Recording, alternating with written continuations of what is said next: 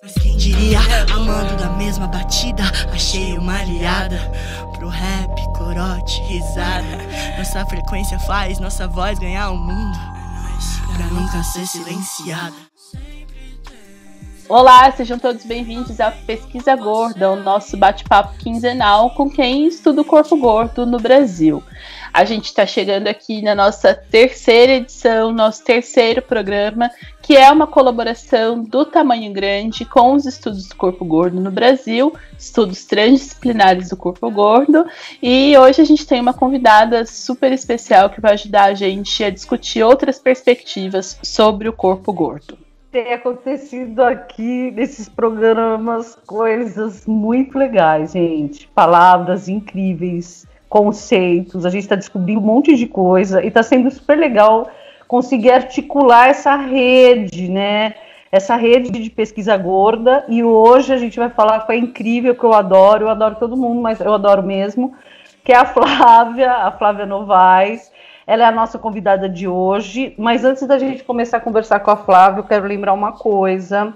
Para você que participou lá da nossa promoção Puta Peita, que está valendo uma camiseta, Lute Como Uma Gorda, maravilhosa. Fica ligado, mas fica ligado mesmo, porque o resultado a gente vai dar no final desse programa. Então vai até o final, assiste, que você vai ficar sabendo quem ganhou, quem deu a melhor resposta. Tan, tan, tan. E já que a gente está falando de parceria, né? Então, além do pessoal da Puta Peita, que a gente tem que agradecer, assim, tipo, imensamente, porque não é só a camiseta Lute Como Uma Gorda que está sendo sorteada, todos os programas, esse programa também vale sorteio, a gente vai explicar depois. Mas eu quero aproveitar também para agradecer as outras pessoas que têm ajudado a gente a desenvolver a pesquisa gorda. Então, o pessoal do Rap Plus Size, que cedeu gentilmente pra gente a música, a baleia, para ser usada de trilha, então abertura, encerramento, tanto aqui do programa quanto do podcast. Nosso muito obrigada. A artista visual Lígia do Céu, que fez a nossa própria versão da Vênus de Willendorf, então nossa, assim, é muito, muito, muito gratificante ter gente do gabarito de vocês caminhando com a gente, e você também, que a cada 15 dias, né, aqui no programa ou na live lá no Instagram, Pesquisa Gorda, que para um tempinho do seu dia para acompanhar as nossas discussões. Muito obrigada. Valeu, gente. Valeu por tudo. A gente está recebendo vários apoios, tem sido super legal.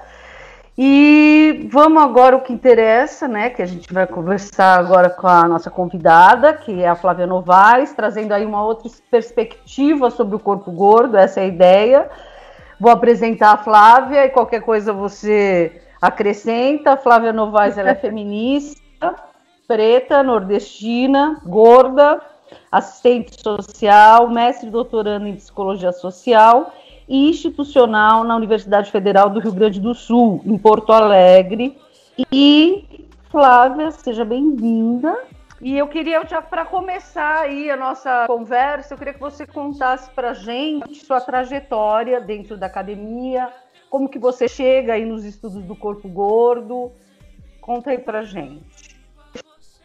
Bom, como eu estava falando, né? Antes de mais nada, para mim é uma honra estar aqui conversando com vocês. A gente já pude participar, assistir as duas primeiras convidadas, que são pessoas que eu admiro absurdamente. Então, para mim, está sendo, assim, nossa, uma realização estar aqui com vocês. Bom, a minha trajetória... desculpa.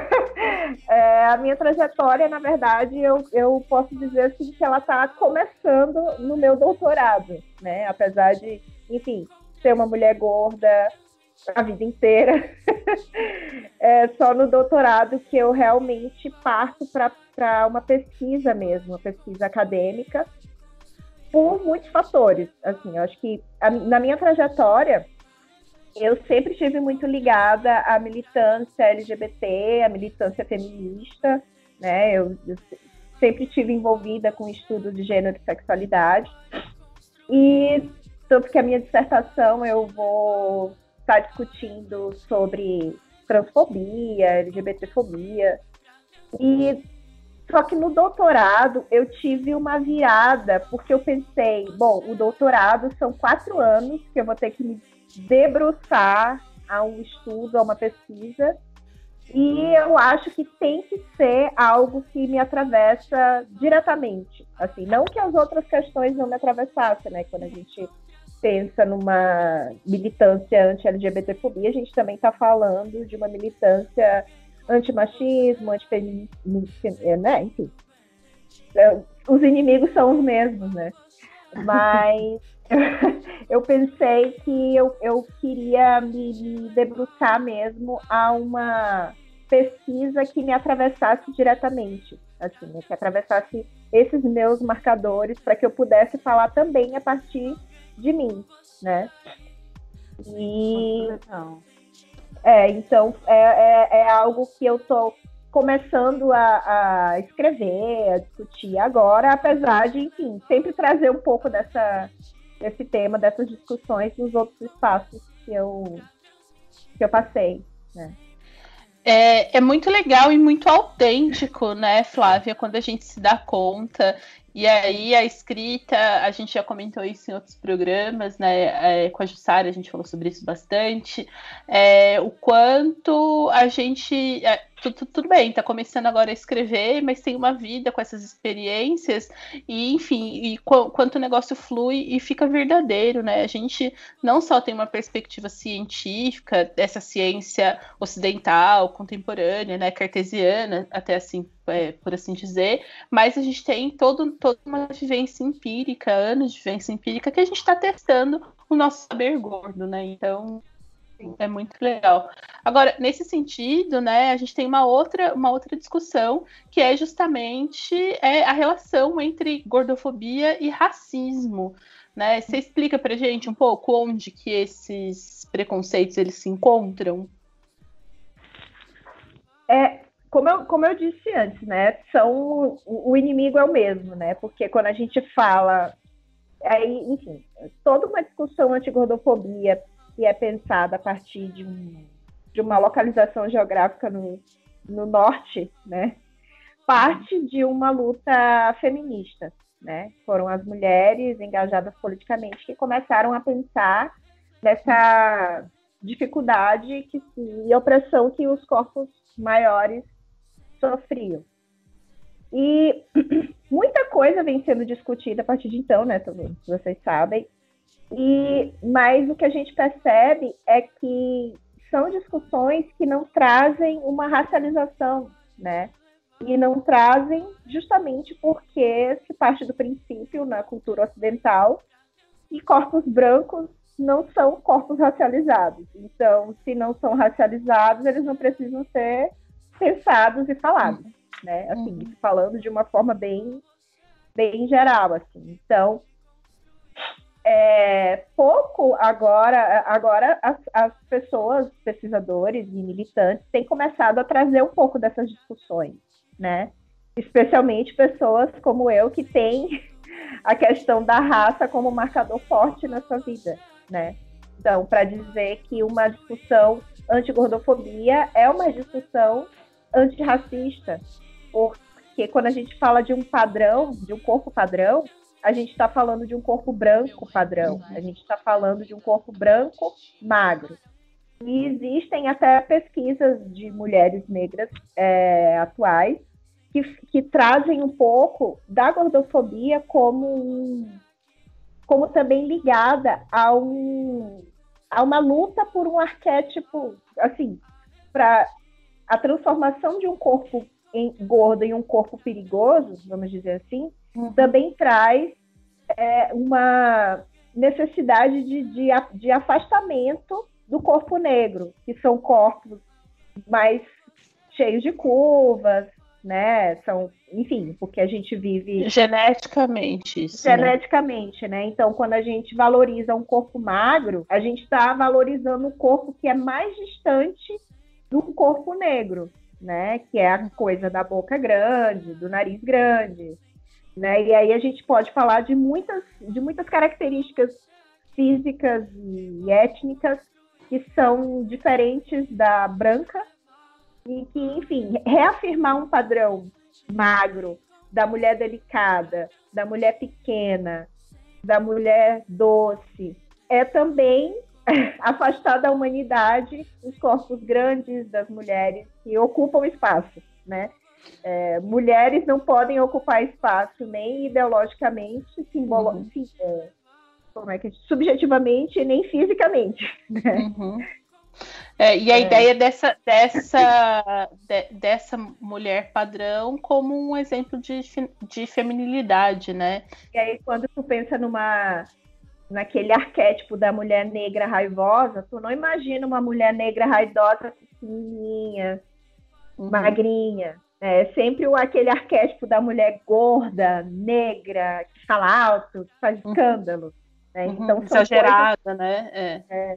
A gente coloca uma lupa numa militância, num discurso gordofóbico, a gente pode também enxergar o racismo, né? Isso também pensando a partir de, por exemplo, do surgimento das medidas na medicina, né? Na medicina moderna.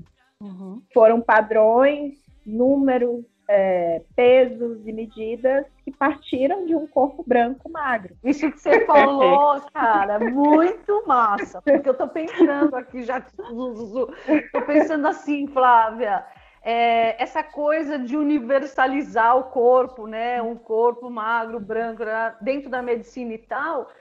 Às vezes acontece também com a noção de corpo gordo, né? Parece que existe só um tipo de corpo gordo e se esquece aí um pouco das interseccionalidades e tal. Como que você vê isso da interseccionalidade quando a gente discute a gordofobia? Fala aí um pouco pra gente isso. É uma pergunta tinhosa até, né? Tinhosa, gente, olha. Eu vou ter uma cutucadinha assim, vai, fala, Flávia, o que você acha? Eu acho muito legal, antes da Flávia responder, né, essa possibilidade que a gente tem de, por mais que a gente queira estar perto, essa possibilidade de a gente gravar com gente do Brasil todo. A Flávia nordestina tá falando com a gente do Rio Grande do Sul, por isso que ela tá toda encapotada assim. E a gente, né, eu no litoral de São Paulo, a Malu tá lá no Centro-Oeste, e né, os sotaques, as vivências, as experiências, ela me solta um tinhoso, gente. Quando que eu vou um tinhoso? Ai, que delícia! Continue, Flávia. Muito bom. Bom, eu acho que a grande contribuição de uma teoria, de uma perspectiva interseccional, é que a gente consegue pensar nos muitos marcadores que vão determinar uma opressão, né? Porque aí é uma possibilidade da gente realmente nomear as coisas que nos atravessam, assim. Porque quando eu digo que eu estou lutando contra a gordofobia e não nomeio que existe a possibilidade de também ter racismo embutido nessa luta, né, nesse embate, eu estou silenciando, né, toda uma trajetória de luta de uma população que, enfim, né, a gente não precisa explicar o que é ser negro no Brasil que não se afirma como racista. Eu acho que essa discussão acaba sendo muito, muito mais complexa, vamos dizer assim, porque as pessoas não têm aqui a cultura de reconhecer o racismo. Normalmente, quem aponta o racismo são pessoas negras. E aí, quando pessoas negras apontam o racismo, entende-se de que a gente está apagando outras formas de opressão, né? Então, quando eu digo assim, bom, vamos pensar numa luta antigordofóbica, antirracista. Parece que eu estou dizendo que não existe gordofobia, né? Mas numa sociedade como a brasileira, né, que não se enxerga enquanto racista, é importante nomear, né? Então eu acho que a intersexualidade, eu sempre me confundo com essa palavra, interseccionalidade, ela vem justamente para abrir um pouco mais a possibilidade da gente encaixar também essa forma de opressão em que algumas pessoas, a grande maioria das pessoas nesse país, sofrem, né? Então eu penso que não é porque também tem uma coisa muito importante, né? Eu acho que muitas pessoas não estão entendendo direito o que é a teoria interseccional. Interessante. Porque algumas discussões que eu vejo, e são discussões que não têm fim, assim, é uma discussão que a gente acaba nem se metendo, porque é uma coisa que chega um ponto que ninguém quer mais ouvir ninguém, né? Só atacar. E vocês sabem, né? Nesse mundo Sabemos. virtual. O que acontece... Agora eu perdi a linha do raciocínio. Ah, meu Deus. Essa teoria interseccional que as pessoas têm confundido o que é. Você podia falar um pouco disso, até para dar uma... Às vezes a pessoa nem sabe o que é isso, né? O que a gente está falando. É legal. Quando a gente fala que eu estou combatendo a gordofobia a partir de uma perspectiva interseccional, eu estou querendo dizer que eu estou considerando muitos marcadores, né? Eu estou considerando que uma pessoa ela sofre gordofobia, mas ela também pode sofrer racismo, ela também pode sofrer capacitismo, se ela for uma pessoa que tenha alguma deficiência, ela também pode sofrer machismo. Então, assim, considerar os muitos marcadores que atravessam essas vivências, mas sem fazer, que é o que eu digo que muitas pessoas não entendem muito bem, né? É uma Olimpíada de opressão. Uma competição, né? Então, assim, cala a boca, que você é branca, você é gorda, mas você é branca, de classe média, você não pode falar. E aí é exatamente o contrário, né? Quando a gente pensa a partir da perspectiva interseccional, eu reconheço de onde eu estou falando e falo a partir de onde eu estou, né? Então, a Malu vai sempre falar de onde ela está, mas isso não quer dizer que ela não vai enxergar o racismo, sabe? Ela nunca vai sofrer racismo, mas ela vai enxergar e apontar racismo, inclusive reconhecendo pessoas brancas, pessoas de classe média, como interlocutores que a gente nunca vai ter, porque daí, por exemplo, a Malu vai ter acesso a comentários e a espaços que talvez eu não tivesse capacidade de estar, ou então as pessoas ficassem constrangidas em dizer na minha frente. Eu acho que parte da gente reconhecer que as pessoas podem falar a partir de onde elas estão, né? Não é falar e não é porque eu sei, aí tem isso também, né? Não é porque eu sou uma mulher negra, preta, nordestina, que eu estou falando por todas as mulheres pretas nordestinas. Se a gente está falando de um fenômeno que é comum, esse fenômeno, na sua vivência, se manifesta de determinada maneira, e você consegue, a partir da sua vivência, ter propriedade para falar sobre ele. Não significa que ele não se manifesta em outros corpos, em outras vivências, de maneiras diferentes, mas a gente não está negando a existência do fenômeno, né? Acho que é isso. E aí, como você já misturou intersexualidade com sexualidade, né? Eu queria que você falasse pra gente um pouco sobre isso também, porque uma das intersecções que você trabalha é justamente a da sexualidade, né? Como que a sexualidade aparece no seu trabalho sobre gordofobia? Assim, bom, de várias formas, assim, eu acho que desde por exemplo, entender também que uma luta anti-gordofobia, ela não sempre vai ser uma luta de mulheres cisgêneras, né?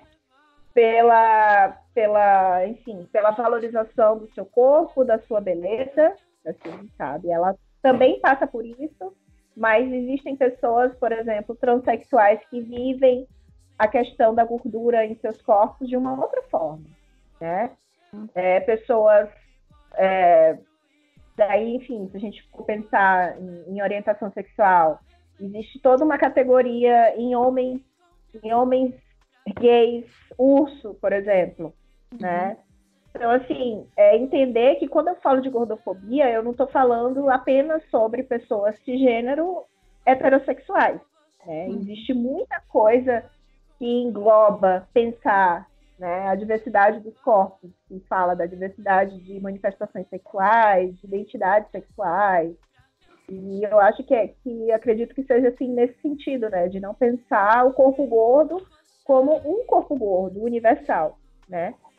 Cada pessoa, cada manifestação, cada criatura vai vivenciar isso, e o corpo gordo vai vai fazer parte da trajetória dessa pessoa, assim. Muito legal. Legal. É muito legal, né? É um universo muito mais expandido do que nós mesmos temos noção, às vezes, né? Cada realidade é uma realidade. Isso é muito, muito legal. Tá disposto a aprender e conhecer, isso é um privilégio. Porque eu fico pensando muito, assim, por exemplo, tudo bem, a gente sabe que uma militância anti-gordofobia, ela surgiu a partir de mulheres feministas, né?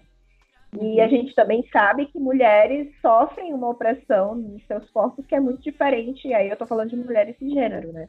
Que é muito diferente de homens cisgênero.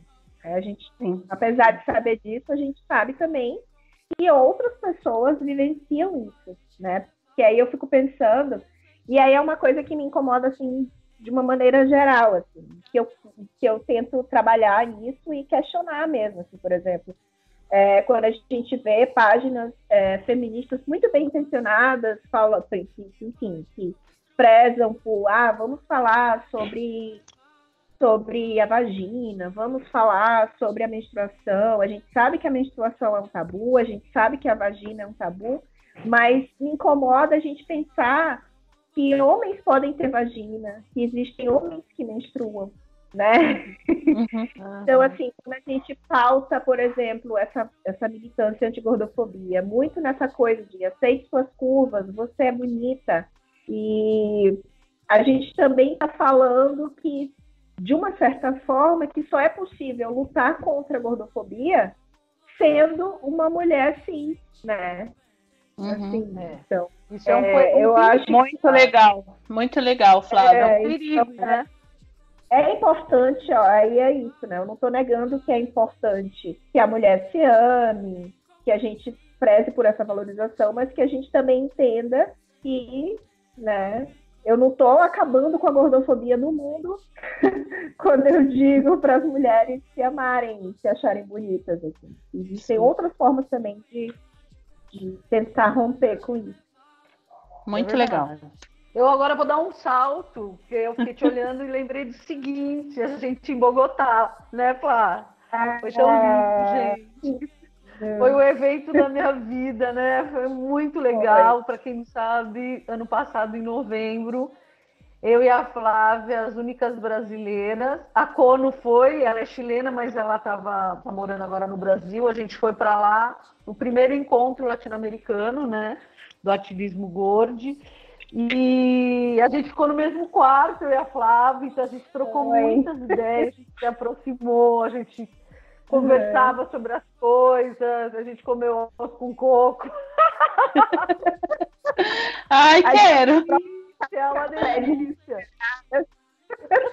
Não tinha café, a gente foi de café. Foi muito legal, foi muito legal. E eu fiquei pensando nesse encontro, que eu queria trazer ele para nossa conversa, porque é um marcador nosso também, né?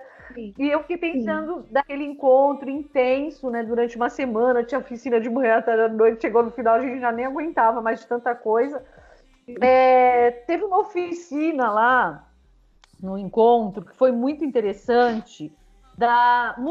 Muitas oficinas interessantes, todas as oficinas foram interessantes, mas teve uma que foi da Magda Aranda, a Nuestra Hermana Americana, que eu amo pra caramba você também, sobre autoetnografia, que inclusive quando eu vi lá no Flower, lá falando, né, que até eu falei, nossa, que interessante. Então ela vem trazendo essa perspectiva, eu acho que te tocou também bastante, a gente conversou bastante sobre isso, porque a minha pesquisa tem a ver com isso, da Agnes também, e eu queria que você falasse sobre essa oficina, o que você achou tal, dentro do ativismo, porque a gente estava no ativismo, né? E se você quer falar mais alguma coisa sobre esse encontro, como que ele ficou para você marcado, o que você aprendeu, o que ele vai influenciar aí também na sua pesquisa, né? Porque na minha influenciou pra caramba, tanto que o último capítulo eu só falo disso. O encontro foi também, assim, um ponto de virada na minha vida, na minha militância, muitas questões, assim. A primeira coisa foi a possibilidade de pensar, de ver discussões que trazem esses marcadores de raça, de gênero, de etnia, sabe, de colonialismo. E foi, assim, muito, muito importante para mim ouvir essas conversas e participar dessas discussões. E uma outra coisa que foi transformadora foi a possibilidade de uma militância a partir do afeto, né? Porque foram dias intensos que a gente chorava, a gente se abraçava e a gente discordava e levantava e ia embora porque não aguentava mais. Então, assim, e passando mal com aquela altitude louca. E aí todo mundo numa rede de apoio, se ajudando, se conversando. Isso foi transformador para mim por perceber que uma militância combativa é importante, porque às vezes a gente precisa mesmo chegar chutando a porta, mas para a gente com a gente mesma, assim, pessoas que lutam entre pessoas que lutam, a gente precisa se acolher e se ouvir, se olhar no olho. E isso para mim foi também um marco, assim, foi muito importante. E essa coisa da autoetnografia foi importante também por isso, porque daí no momento que eu paro para escutar a pessoa, porque ela também fez uma oficina de escutativa, né? Antes de começar. Ela fez uma pequena oficina de escutativa e assim, a gente pensa que sabe escutar, né? A gente pensa que sabe acolher. E aí, quando ela vem te dizendo como tu tem que fazer, aquilo dá uma... Te pega de um jeito diferente, né? Então, assim, tu tem que ficar 2 minutos falando. E a pessoa não pode interromper. Depois a outra pessoa vai ficar 2 minutos falando. E tu tem que ficar olhando para ela e não pode interromper ela. E isso já foi uma coisa, né? E aí depois, quando a gente parte para falar da gente, é como se fosse uma continuidade desse exercício, né? Porque daí eu estou falando para outras pessoas me ouvirem sobre mim, né? E aí é isso, assim, eu estou falando, eu estou escrevendo sobre mim, eu estou escrevendo sobre coisas que me doeram, que me machucaram, que me transformaram, que me fizeram muito bem. Então, assim, a autoetnografia, eu acho que é uma forma, assim, de se desnudar completamente, assim, no texto, assim. Eu acho uma escolha muito corajosa, porque falar de si não é fácil. Falar de eu e a Agnes, a gente brinca que quem lê nossa tese vai descobrir coisas profundas sobre nós. Né? A gente às vezes lembra, nossa, aquela parte lá que eu falei tal coisa foi foda. Mas houve a necessidade, né? Isso mesmo, é desnudar, né?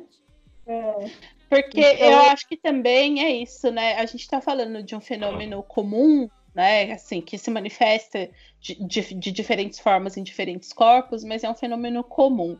E quando eu coloquei determinadas passagens na minha pesquisa e outras pessoas leram, isso desperta nelas coisas diferentes, né? Ou alguém que já passou pela mesma coisa e nunca teve coragem de falar para ninguém, e isso faz com que ela se sinta confortada, né? Do tipo, cara, eu pensei que era só eu que tinha sido hostilizada de tal forma e tal, mas não. Aí a pessoa começa a perceber que é um fenômeno social, ou a pessoa que fez a hostilização, né? Que foi gordofóbica, e se dá conta do que fez, porque às vezes também tem isso, né? Institucionalizado, a gente fala isso.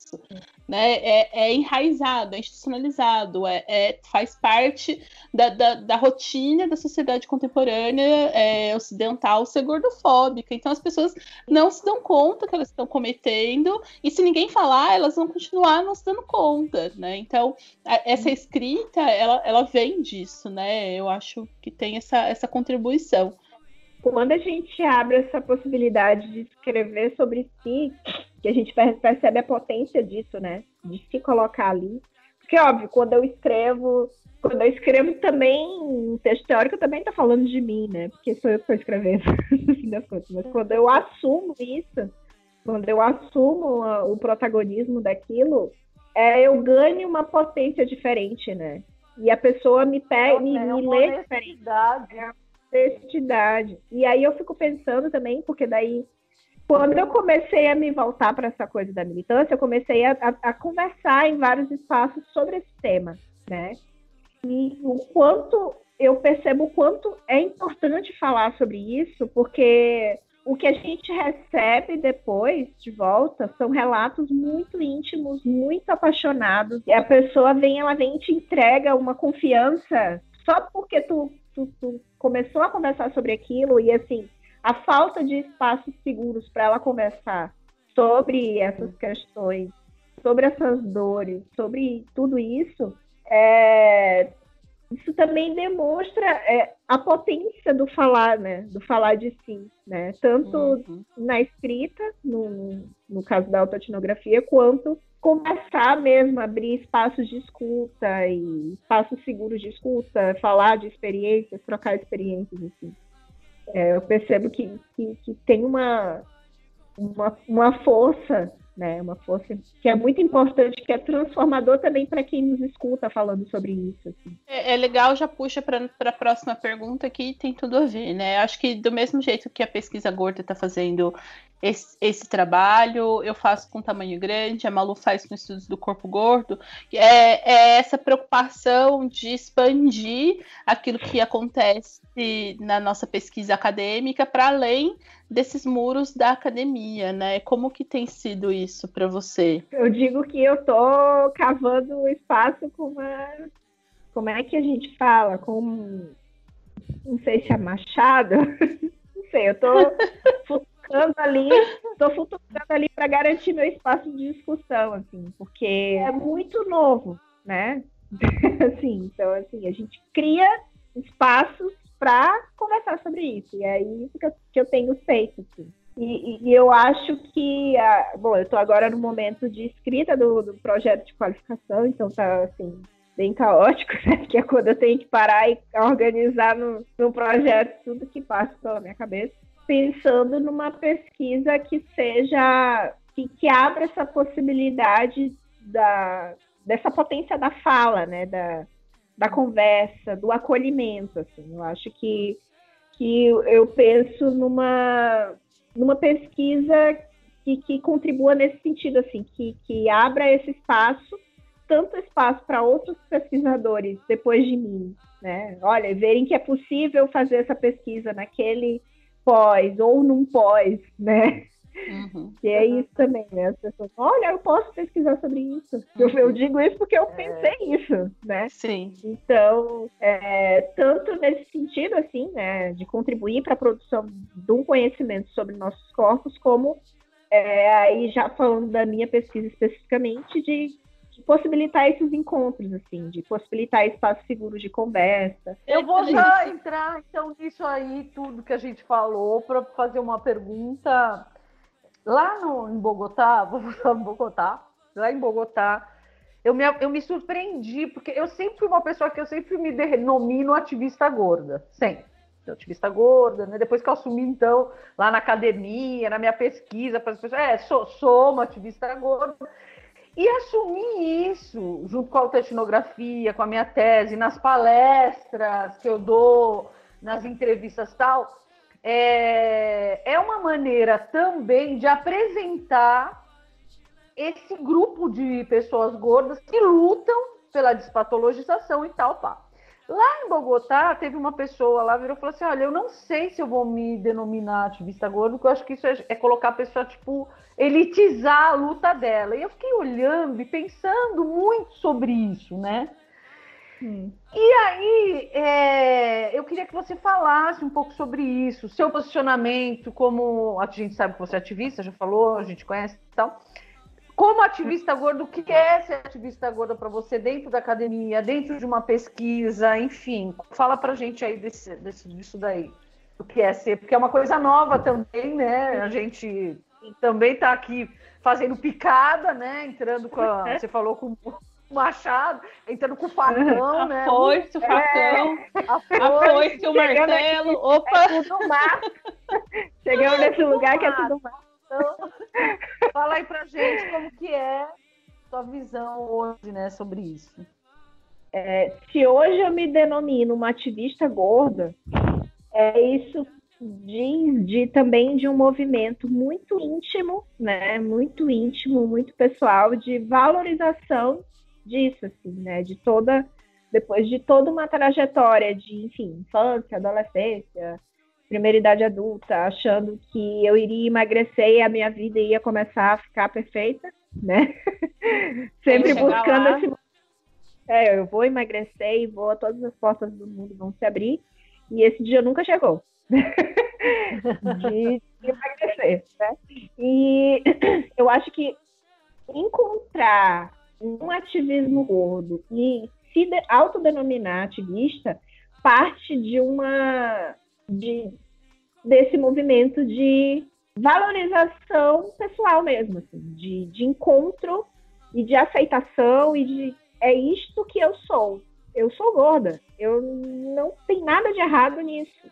Tudo que estão me dando de possibilidade para deixar de ser o que eu sou é sofrimento, é dolorido, é um esforço que por que eu tenho que fazer, né?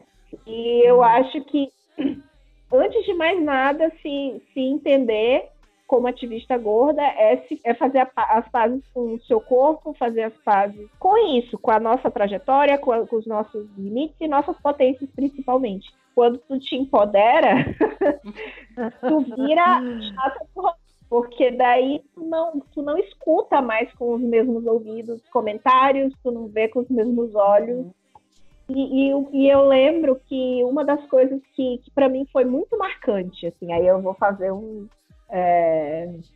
confissão, assim, né, muito pessoal, acho que quando eu comecei a me interessar mesmo, assim, ativamente, né, de uma forma política por essa militância gorda, eu percebi uma mudança no meu olhar, assim, sabe, porque durante muito tempo olhar outros corpos gordos me causava um estranhamento, porque eu me reconhecia naquilo, sabe?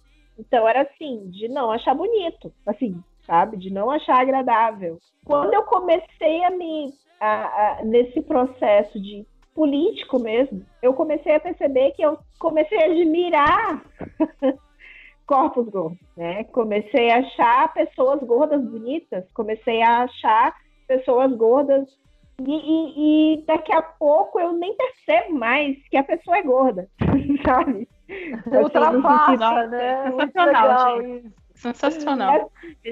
Tipo, a pessoa é uma pessoa. Nossa, essa pessoa ela é interessante porque ela é interessante, não é porque ela é gorda, magra, alta, baixa, sabe? Então, é uma transformação, assim. Eu acho que no primeiro momento ser ativista é passar por uma transformação íntima enorme e tá sempre se reconstruindo, né? E não é fácil, né? Não é sempre fácil, porque é isso, né? Como a Malu disse, a gente vive numa sociedade que é gordofóbica, tá ali o médico dizendo que você não pode ser gordo, tá ali a tua mãe mandando receita de não sei o quê, para perder de sopa, tá ali a amiga que passou 30 anos sem te encontrar e quando te encontra, diz, nossa, como tu tá gorda. Quando tu te entende, tu te empodera disso, tu passa a ser combativo também, né? Então, assumir essa identidade política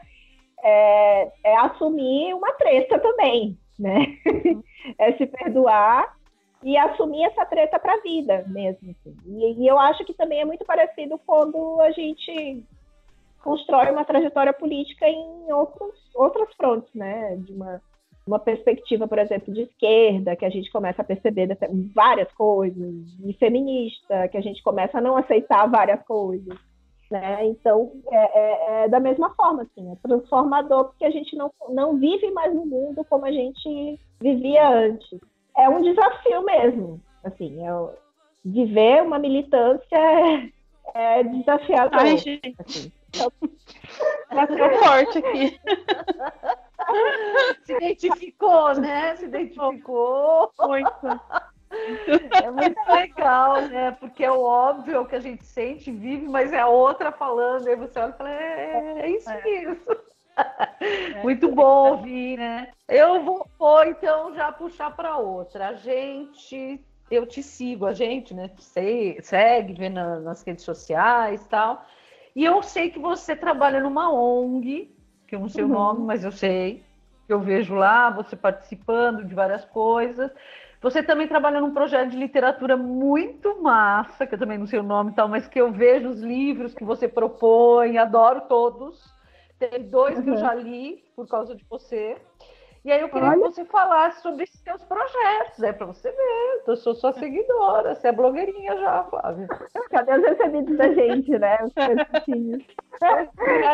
Cadê?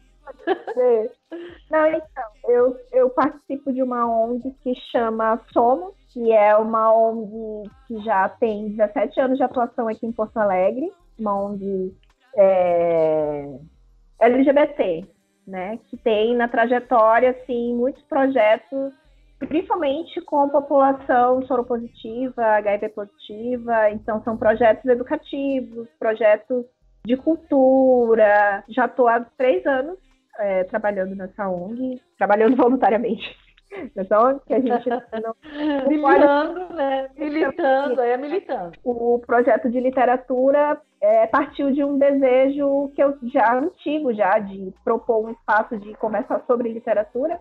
Eu acho a literatura assim, uma forma também de abrir possibilidades de diálogo, né? E surgiu, né, a ideia de vamos de repente abrir um grupo, um clube de leitura aqui, para as pessoas virem aqui na sede da ONG, conhecer a ONG, se quiser também, de repente, ficar aqui pela ONG e tal. Mas muito pelo desejo de criar um espaço de encontro mesmo, assim, sabe? Porque foi logo depois da eleição, e aí estava todo mundo naquele luto, naquela coisa, e eu preciso ver gente, oxigenar e conversar com as pessoas e tal. E aí a gente pensou, vamos fazer um grupo de leitura para ler obras de pessoas ou narrativas LGBT, né? Uma forma de divulgar, né, a produção de pessoas LGBT e conhecer mesmo histórias de pessoas LGBT, né? Já está há 1 ano com encontros mensais, né? A gente escolhe um livro, naquele estilo do Leia Mulheres, né? A gente escolhe um livro e aí fica o mês inteiro lendo esse livro e aí discute e já escolhe na mesma reunião, já escolhe o próximo. Flávia, muito legal falar com você aqui hoje, aprender com você. Nossa, eu fiquei sensibilizada mesmo, emocionada de verdade. A cada programa a gente aprende um pouco mais. E com você não foi diferente, né? A gente está quase no final do programa. Eu quero saber se tem alguma coisa que a gente não perguntou que você acha importante falar sobre a sua trajetória, a sua pesquisa, ou se tem um recado para deixar aí. Enfim, agora é o momento. Fale. Nossa, muitas coisas, assim. Eu queria, de novo, assim, de todo o meu coração, agradecer o espaço e essa conversa que também, para mim, está sendo muito, muito, muito importante, né? Essa coisa da gente trocar essas experiências, de falar o óbvio, como a Malu disse, né? Falar o óbvio que não a gente óbvio, né? Que não é óbvio, E também é uma forma da gente se reenergizar. Eu me sinto reenergizada, acho que desde o momento que a Malu me chamou, assim, me convidou para participar, eu fiquei, nossa, eu vou falar, vou conversar, vocês querem conversar. A geminiana, né? A geminiana gosta de conversar. É isso também, sabe? Pesquisa gorda é isso também, é o afeto, né? Que você falou lá de Bogotá. Toda vez que vem alguém, é a gente se abraçar, né? A gente se acarinhar, se apoiar. E eu tenho certeza também que as pessoas que vão estar vendo tenham tido esse feedback de muitas pessoas que vêm, né, de vir e falar, nossa, eu me senti abraçada, eu me senti contemplada, representada, quanto amor, quanto afeto, que lindo, eu quero pesquisar isso, sabe? Uma empolgação, né? É um gás. Eu acho que é importante a gente deixar dito mais uma vez, assim, pode ter passado batido, que é importante que a gente pense... antes de mais nada, uma militância afetiva, né? Pra gente se encontrar, se olhar no olho, que isso também é lutar contra um mundo que nos oprime, e respeitando também, né, as trajetórias, os marcadores, que são muitos e que todo mundo sabe exatamente o que tá, sim, a luta que tem que travar, né? Então, assim, não tentar fazer, quando a gente fala de pensar uma militância a partir do afeto, a gente também está falando de uma militância que a gente escuta o outro de verdade, faz aquele exercício de escutar o outro e de não julgar, não pré-julgar, né, o discurso do outro. E eu acho que é aí que está a potência da gente, assim, o nosso combate de respeitar a trajetória, os marcadores, e de sim enxergar quando alguém também te fala, algumas vezes a gente precisa escutar algumas coisas, né? Sempre, aliás. Mas, assim, eu acho que prezar por isso, assim, por uma luta objetiva, né, com antirracista, antiespecista, feminista, não transfóbica, anticlassista. Então, assim, esse outro que nos oprime, ele é um, né? E nós somos muitos. Sim. Então, tem que lutar para garantir o espaço de para que muitas pessoas possam existir, muitas pessoas diferentes. Obrigada. Porque chegou o momento da grande pergunta que a gente faz para todas as entrevistadas, que é: o que é pesquisa gorda para você? A pesquisa gorda, para mim, é a possibilidade de construir, de falar de uma outra forma sobre os nossos corpos, né? De questionar a forma como tem sido abordado a diferença, a diversidade. Uma pesquisa gorda é também militar pela diversidade, pela despatologização, né?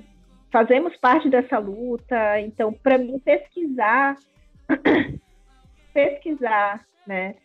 Se colocar, se questionar, estudar, ler outras pessoas, é um processo árduo, né? E é um processo muito importante para que a gente consiga falar de outras formas, né? Sobre nossos corpos.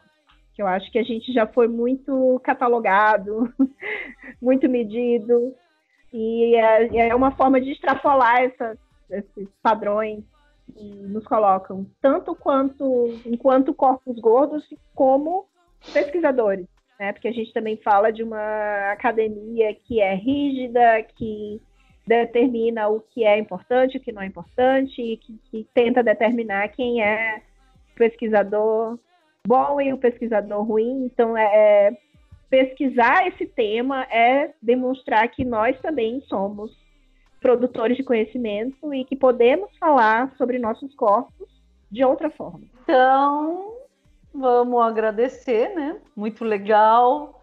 Obrigada aí, Flávia, de novo, por você ter aceito, por você estar aqui. Foi gostoso, carinhoso. Também quero agradecer aí a galera que tem assistido. A gente tem se surpreendido, né? A gente achou que tem muita gente apoiando, vendo, dando palpite, sugestão, dando um feedback. Isso daí é importante pra caramba, né, pra gente. Quero dizer que também a Pesquisa Gorda é uma collab entre mim, Malu Gimenez, do Estudos do Corpo Gordo, e a Agnes Arruda, do Tamanho Grande. E para ficar por dentro das nossas atualizações, dos nossos projetos solos, né? O meu, da Agnes, que a gente faz um monte de coisa, a gente é dessas.